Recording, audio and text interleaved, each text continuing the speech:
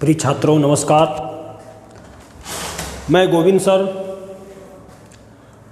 आज उपन्यास की दूसरी श्रृंखला लेकर के आए हैं। कल के वीडियो में हम आपको बताए थे कि प्रेमचंद पूर्व उपन्यास, आज हम पढ़ेंगे प्रेमचंद युगीन उपन्यास।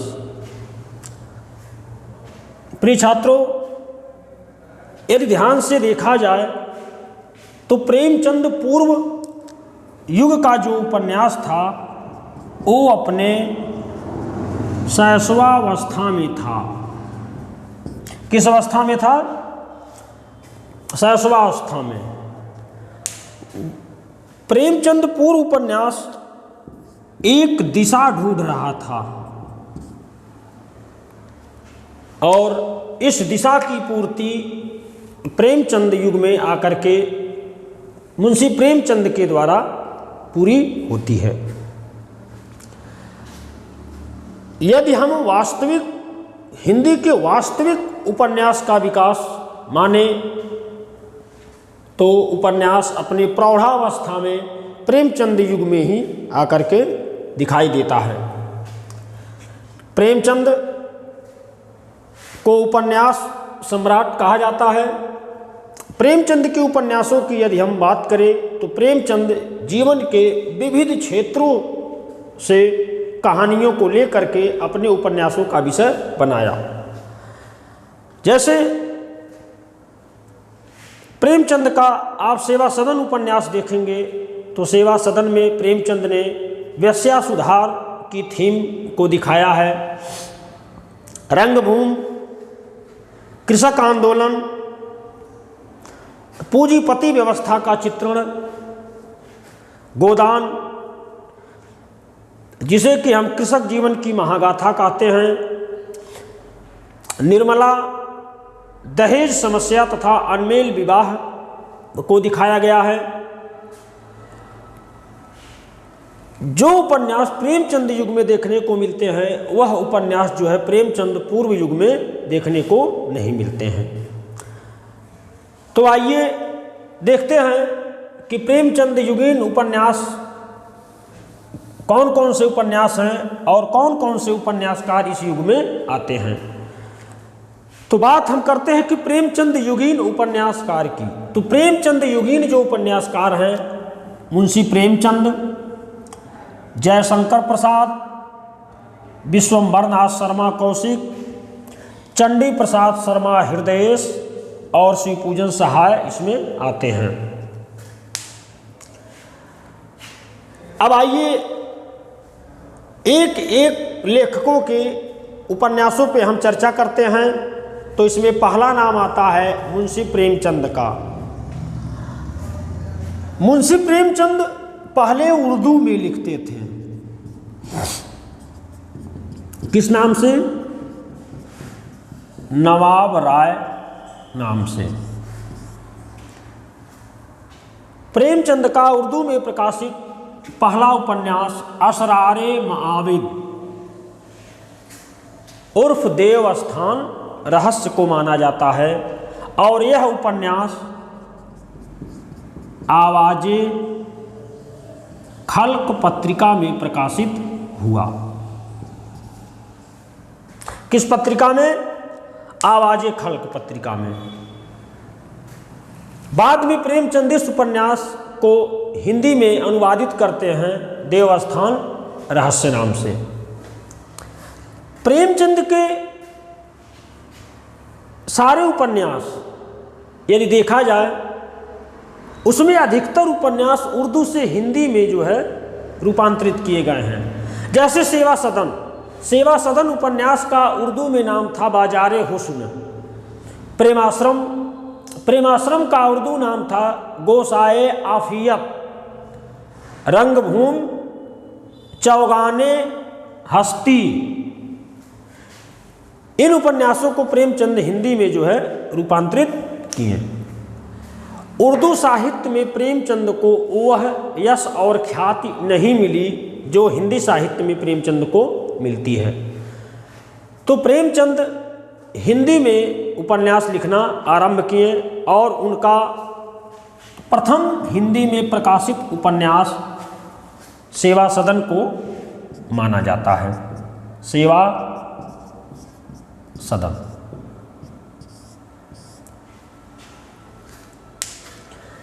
प्रेमचंद सेवा सदन को खुद बेहतरीन नावल मानते हैं। आइए हम प्रेमचंद के उपन्यासों को देखते हैं। तो प्रेमचंद का जो उपन्यास है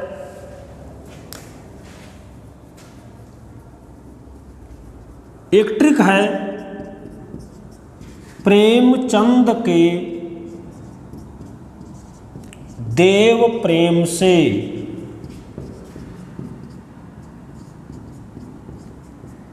सेवा का वरदान मिला। सेवा का वरदान मिला।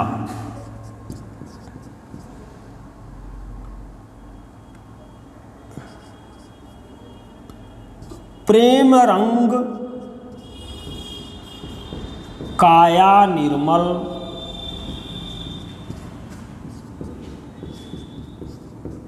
गबन कर्म गोदान मिला।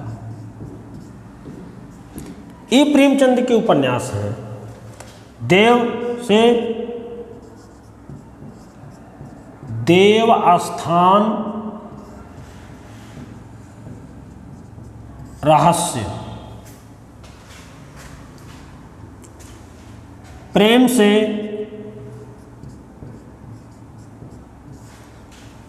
प्रेमा,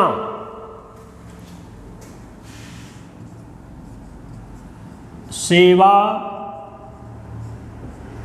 सदन, वरदान,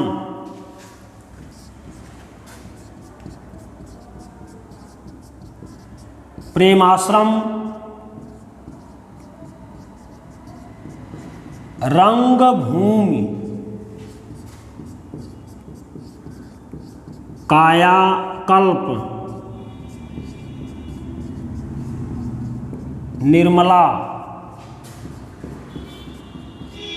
गबन, कर्मभूमि और गोदान। इसे हम अंतिम उपन्यास मानते हैं।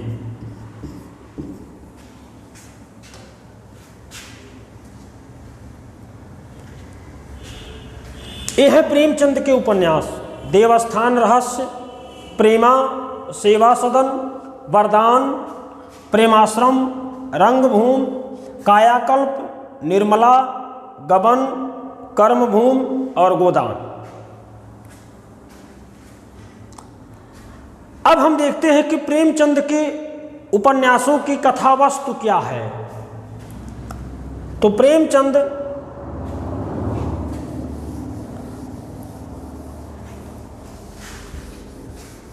का उपन्यास जो चर्चित उपन्यास है उसी की कथा वस्तु पे हम चर्चा करेंगे।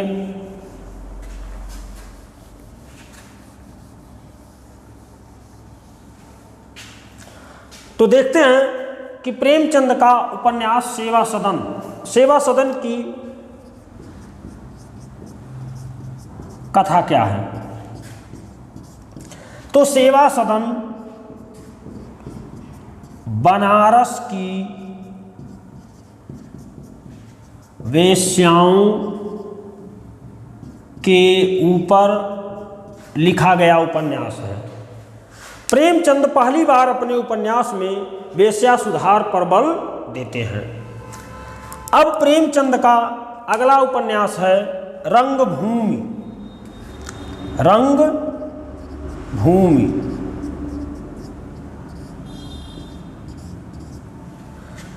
प्रेमचंद का उपन्यास रंगभूमि, इसका जो नायक है सूरदास,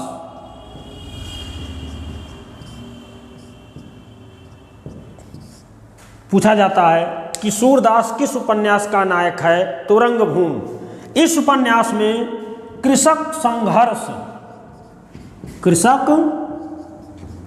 संघर्ष तथा गांधीवादी आंदोलन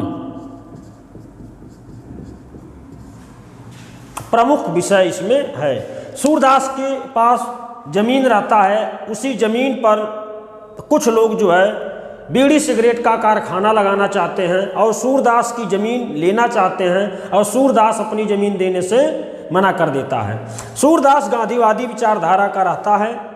अंत में देखते हैं कि गोलियों द्वारा सूरदास की मृत्यु हो जाती है। तो ये जो है प्रमुख थीम इस उपन्यास में है। अब अगला है निर्मला। प्रश्न पूछता है कि अनमेल विवाह तथा दहेज समस्या का चित्रण। पूछा जाता है कि प्रेमचंद के किस उपन्यास में अनमेल विवाह और दहेज समस्या का चित्रण है? तो निर्मला उपन्यास में। इसकी पात्र कौन है? निर्मला। अब अगला है गबन। गबन उपन्यास में प्रेमचंद मध्य वर्ग की कमजोरियों को दिखाए हैं तथा चंद्रहार के प्रति आकर्षण। मध्यम वर्ग की जो औरतें होती हैं उनका चंद्रहार अर्थात सोने के प्रति कितना आकर्षण होता है, इस कथा वस्तु को इसमें दिखाया जाता है। और इसकी पात्र रमानाथ और जालपा के माध्यम से प्रेमचंद मध्य वर्ग की कमजोरियों को उद्घाटित किए हैं। अगला उपन्यास है कर्मभूमि।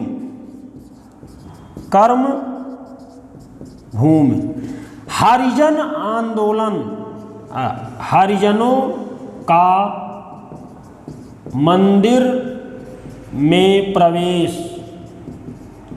प्रश्न पूछता है कि प्रेमचंद के किस उपन्यास में हरिजनों का मंदिर में प्रवेश की कथा है? तो कर्मभूमि।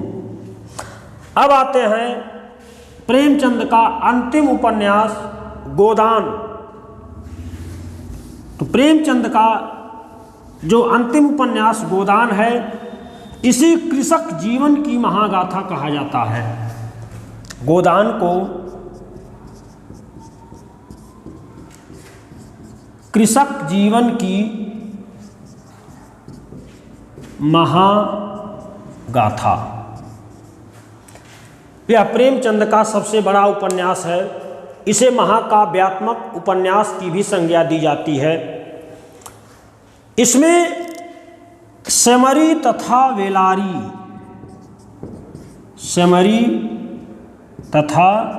बेलारी दो गांवों की कथा है। इस उपन्यास में पात्रों की इतनी भरमार है कि यह इस उपन्यास को महाकाव्यात्मक उपन्यास बना देता है। इसमें ग्रामीण चित्रण और शहरी चित्रण दोनों प्रेमचंद करते हैं और इस उपन्यास को आदर्शोन्मुखी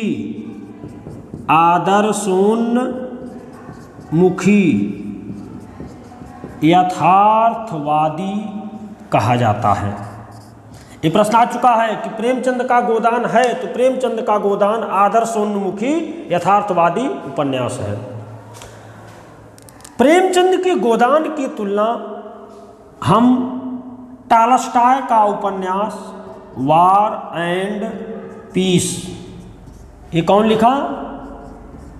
टॉलस्टॉय, तथा मदर, ये गोरकी का उपन्यास है। तो पूछा जाता है कि किस उपन्यास की तुलना टॉलस्टॉय के वार एंड पीस तथा गोरकी के मदर से की जाती है? तो गोदान उपन्यास की। गोदान उपन्यास की समस्या क्या है? गोदान नाम से ही क्लियर है। होरी एक गरीब किसान रहता है जो पंडित जी को गाय दान करना चाहता है, लेकिन सामंती व्यवस्था और जमींदारों का कर्ज के तले ये इतना दबा हुआ होता है कि ये एक गोदान नहीं कर पाया। इस उपन्यास में आप देखेंगे पात्रों की संख्या अधिक है, जैसे होरी, गोबर, झुनिया, धनिया, राय साहब, प्रोफेसर मेहता, मिस मालती, विजय लक्ष्मी, गोविंदी, मिस्टर तनखा इत्यादि पात्र इसमें हैं। और यह प्रेमचंद का अंतिम उपन्यास भी माना जाता है। गोदान। आइए, प्रेमचंद का अगला उपन्यास जो कि अधूरा उपन्यास है, जिसे प्रेमचंद पूरा नहीं कर पाए, उसका नाम है मंगलसूत्र।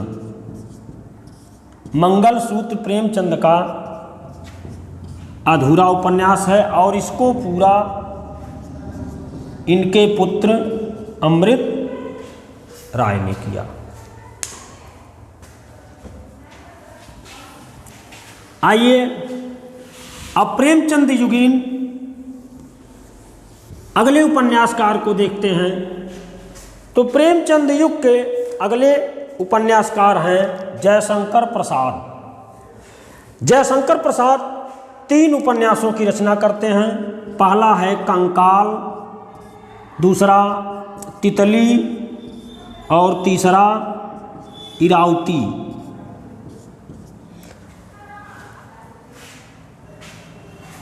प्रेमचंद के ये दोनों उपन्यास सामाजिक उपन्यास माने जाते हैं, लेकिन इरावती ऐतिहासिक उपन्यास माना जाता है। और यह अपूर्ण उपन्यास है जो कि शुंग वंश के ऊपर लिखा जा रहा था।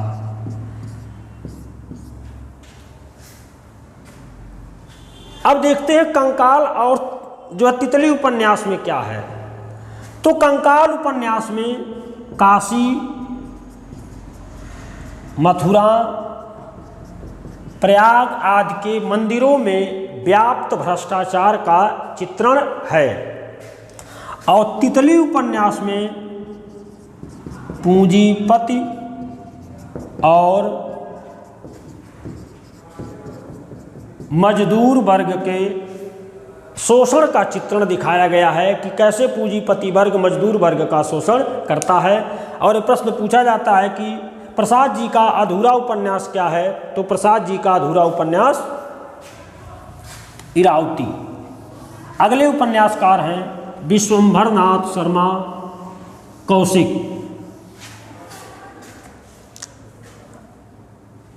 कौशिक जी के 3 उपन्यास हैं, माँ, भिखारिणी और संघर्ष। इनका भिखारिणी उपन्यास में अंतरजातीय विवाह को दिखाया गया है। अंतरजातीय विवाह। माँ उपन्यास में एक माँ की ममता को दिखाया गया है। अगले उपन्यासकार हैं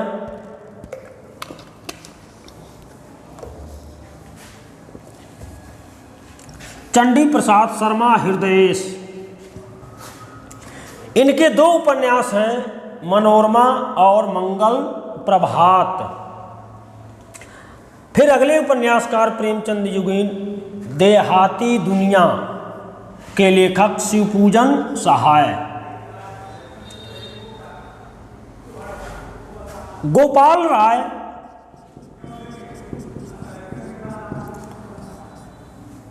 राय देहाती दुनिया को प्रथम आंचलिक उपन्यास मानते हैं। प्रथम आंचलिक उपन्यास। तो प्रिय छात्रों, यह था प्रेमचंद युगीन उपन्यास और उपन्यासकार। इसके बाद उपन्यास की जो धारा चलती है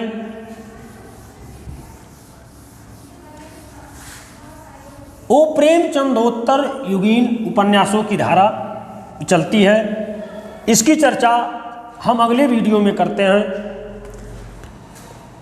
प्रेमचंद के ही समकालीन, उन्हीं के ही समय एक अन्य धारा हिंदी साहित्य में चली थी जिसे हम क्या कहते हैं, मनोवैज्ञानिक उपन्यास की धारा, जिसके प्रवर्तक इलाचंद जोशी जी हैं। इसकी चर्चा हम अगले वीडियो में करेंगे कि किस प्रकार फ्रायडीय दर्शन का उपयोग हिंदी साहित्य में किया गया और इस पर अनेकों उपन्यास लिखे गए। तो प्रिय छात्रों, यदि हमारा यह वीडियो आपको अच्छा लगा तो लाइक, शेयर और हमारे चैनल को सब्सक्राइब जरूर करें। नमस्कार।